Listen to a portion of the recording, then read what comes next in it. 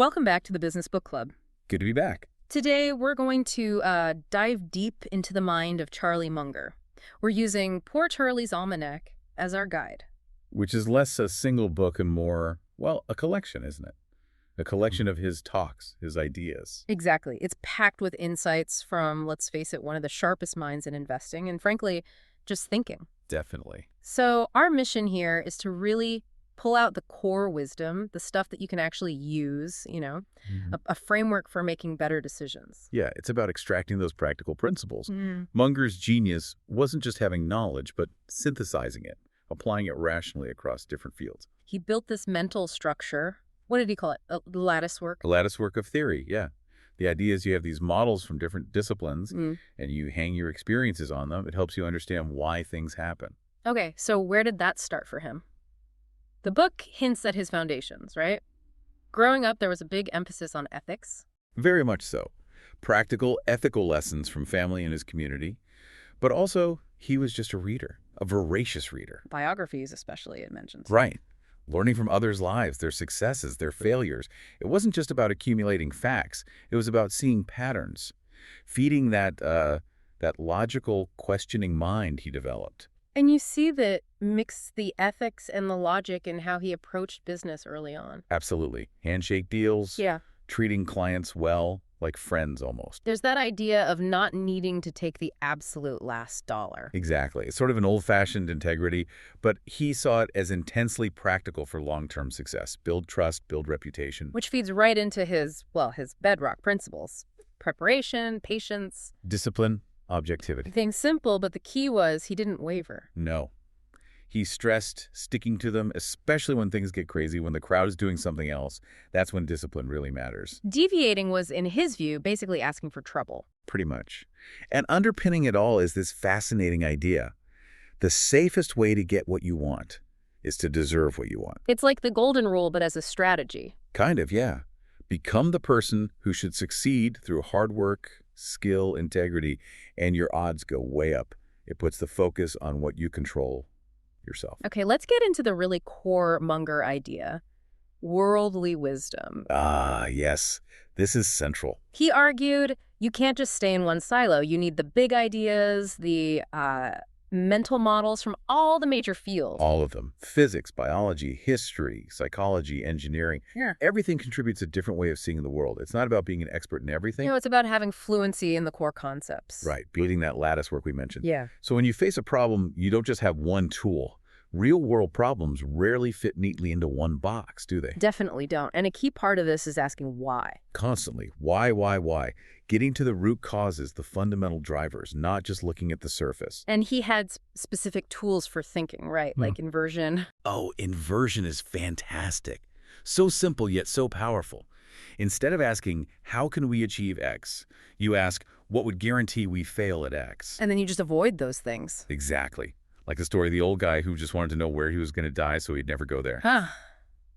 It sounds almost backwards, but it forces you to identify critical risks you might overlook otherwise. It really does. And another tool he loved. Checklists. Like pilots use? Precisely.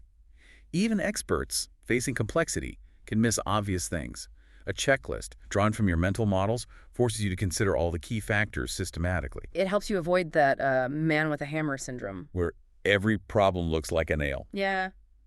If you only know finance, every solution looks financial. If you only know marketing, well, you get the idea. But with multiple models, you have a whole toolkit. And he insisted, this isn't about innate genius. Anyone can build this toolkit with dedication, with practice, and what he called assiduity. We'll come back to that. Okay, but first, a huge piece of worldly wisdom for Munger was understanding people.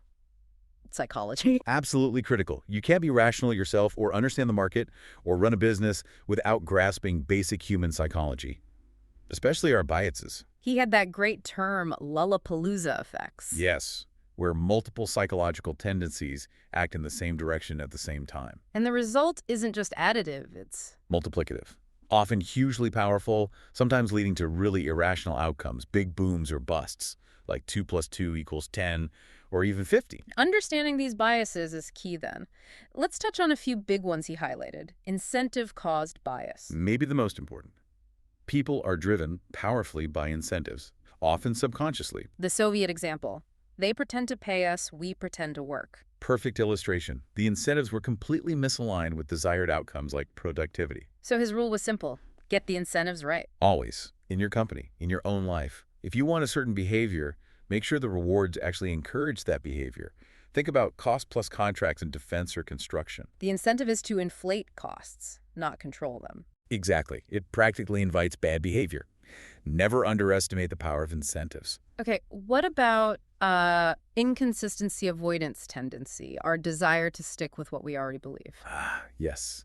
Our brains hate cognitive dissonance. It's uncomfortable to change our minds once we've publicly committed or invested heavily in an idea. Leads to confirmation bias, right? We look for stuff that proves us right. We do. Munger loved the antidote Charles Darwin used. Darwin apparently forced himself to immediately write down and seriously consider any evidence that contradicted his theories. Wow, that's discipline. Immense discipline. Actively seeking disconfirmation. Most of us do the opposite. Then there's simple, pain-avoiding psychological denial. Oof. This one sinks so many businesses, so many investors. Reality becomes too painful to face. So the mind just, well, denies it, blocks it out. Or rationalizes it away. It's just temporary. Things will turn around, especially when you've poured your heart, soul, and money into something. Accepting failure is hard, so denial kicks in. It's a fast track to ruin. And maybe related, excessive self-regard tendency. Thinking we're better than we are. Very related. We tend to overrate our own abilities, our own judgments. Leads to bad hiring, maybe. Picking charisma over track record. That's a classic example he gave. Overweighting the face-to-face impression, underweighting the actual past results. It also leads to making excuses for poor performance instead of owning it. Although he did add that caveat, never underestimate the man who overestimates himself. Right. Sometimes sheer, possibly unwarranted self-confidence can lead people to achieve things that more cautious, realistic people wouldn't even attempt. It's a double-edged sword. It's fascinating how these things interact. Understanding them isn't just academic theory. No, it's practical survival, protecting yourself from your own flawed thinking, and understanding how others might be thinking or not thinking. So how did Munger apply all this specifically to business and investing? Let's start with the circle of competence. Ah, yes. Foundational. You have to know the boundaries of your own knowledge. The Max Planck chauffeur story, right? Know if you're the expert or just reciting lines. Exactly that.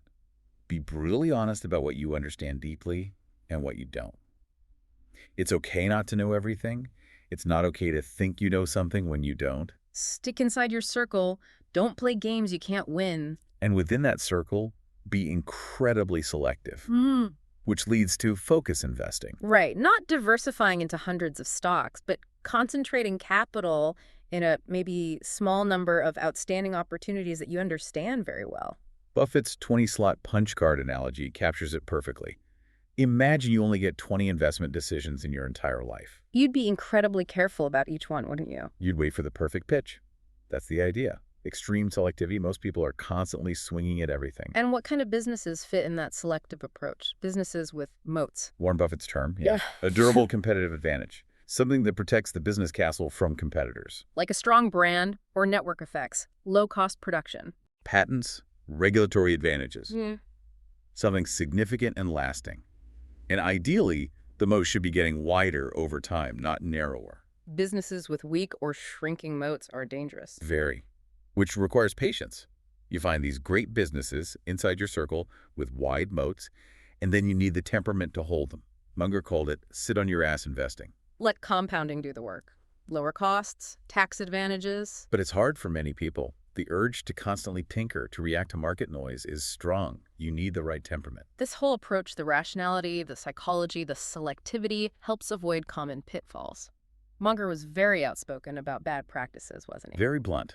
Aggressive accounting, for example. He called it a curse to a civilization. Strong words. Why so harsh? Because misleading numbers make rational decisions impossible. They distort incentives. They hide problems. He saw sloppy or deceptive accounting as a fundamental sin that enables all sorts of other bad behavior. And complex financial instruments, derivative. He was scathing about those long before the 2008 crisis. The Mad Hatter Tea Party comparison, pointing out the false precision, the hidden risks, the potential for, well, depravity when incentives are wrong.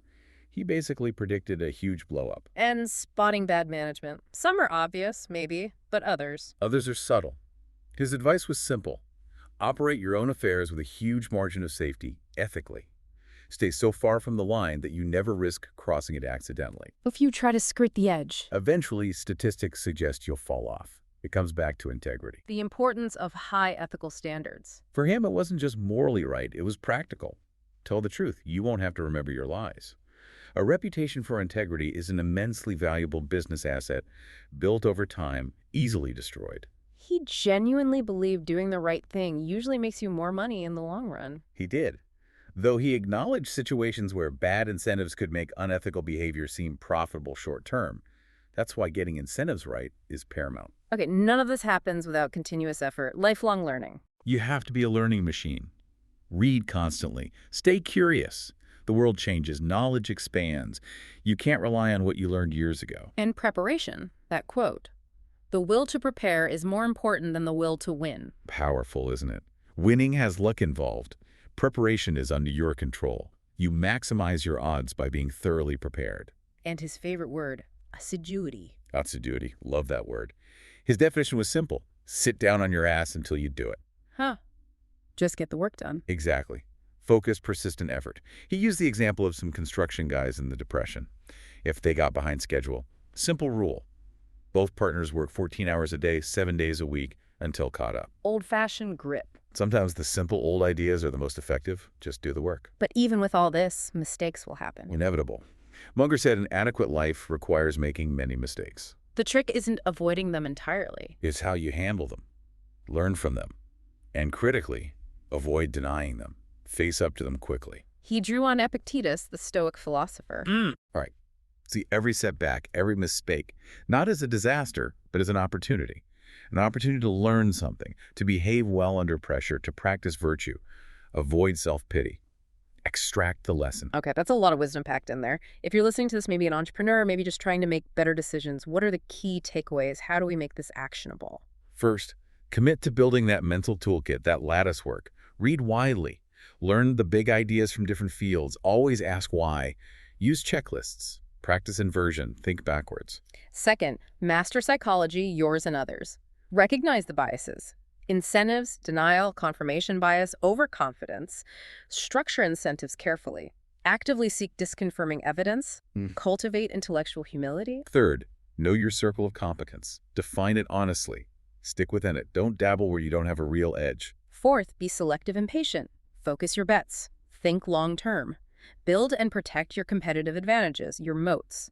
Develop the temperament to sit tight. Fifth, ethics are non-negotiable. Build a reputation for absolute integrity.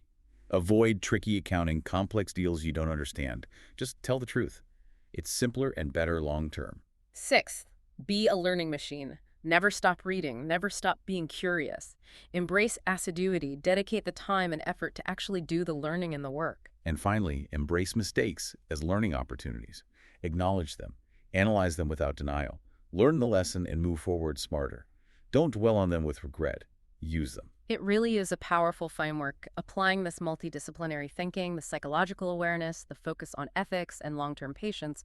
It feels like it could genuinely upgrade anyone's decision-making. It's demanding, requires constant effort, but the potential payoff in terms of results and, frankly, avoiding stupidity is huge. So, which of these principles feels most relevant for you to work on right now? Something to think about. For more deep dives into essential business wisdom, make sure you subscribe to the Business Book Club. And we'll leave you with one last thought from Munger himself. If you don't have the right thinking tools, you and the people you seek to help will be a horse with one leg in a race calling for four. Think about that. Until next time.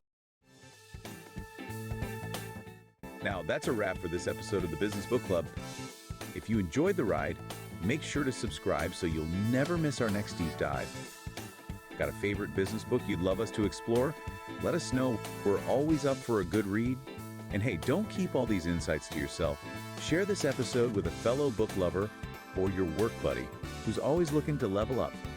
Until next time, keep learning, keep growing, and we'll see you in the next episode.